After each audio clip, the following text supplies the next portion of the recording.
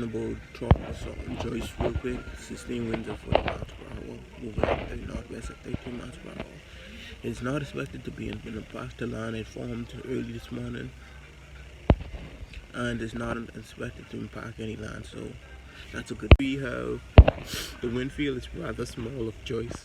Then in some odd reason, Isaac just decided to become a hurricane with the sustained winds of 75 miles per hour, moving east northeast at about 18 miles per hour. Here is Isaac on the visible satellite. Isaac on the infrared satellite.